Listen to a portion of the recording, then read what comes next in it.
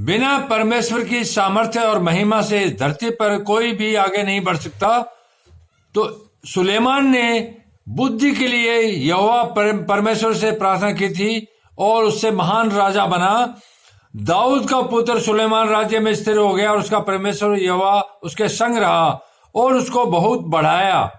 सुलेमान ने सारे इजराइल से अर्थात सहस्त्रपतियों, शतपतियों, न्यायियों और इजराइल के सब प्रधानों में से जो पितरों के घराने के मुख्य पुरुष थे बातें की। तब सुलेमान पूरी मंडली समेत गिबोन के ऊंचे पर्वत पर गया, क्योंकि परमेश्वर का मिलाप वाला तंबू जिसे यहोवा के दास मूसा ने जंगल में बनाया था वह वहीं पर था। परंतु परमेश्वर के संदूक को दाऊद किर्यत्यारीम से उस स्थान पर ले आया था जिसे उसने उसके लिए तैयार किया था। उसने तो उसके लिए यरूशलेम में एक तंबू खड़ा कराया था, पर पीतल की जो वेदी उरी के पुत्र बसलेल ने जो हूर का पोता था बनाई थी वह गिबोन में यहोवा के निवास के सामने थी। इसलिए सुलेमान मंडी समेत उसके पास गया।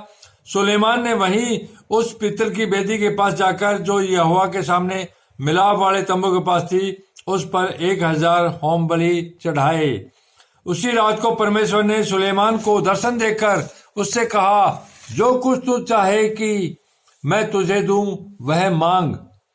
सुलेमान ने परमेश्वर से कहा, तू मेरे पिता दाऊद पर बड़ी करुणा करता रहा और मुझको उसके स्थान पर राजा बनाया।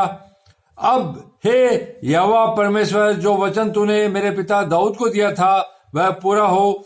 तूने जो मुझे प्रजा का राजा बनाया है, जो भूमि की धूल के किनकों के समान बहुत हैं, अब मुझे ऐसी बुद्धि और ज्ञान दे कि मैं इस प्रजा के सामने अंदर बाहर आना जाना कर सकूं, क्योंकि कौन ऐसा है जो तेरी इतनी बड़ी प्रजा का न्याय कर सके।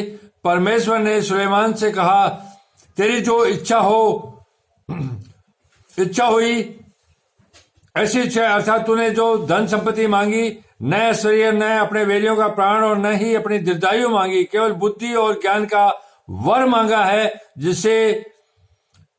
जिससे तू मेरी प्रजा का, जिसके ऊपर मैंने तुझे राजा नियुक्त किया है, न्याय कर सके। इसलिए परमेश्वर ने राजा सुलेमान को बुद्धि और ज्ञान अपार दिया और उससे वो महान से महानता की ओर बढ़ता गया। आमीन।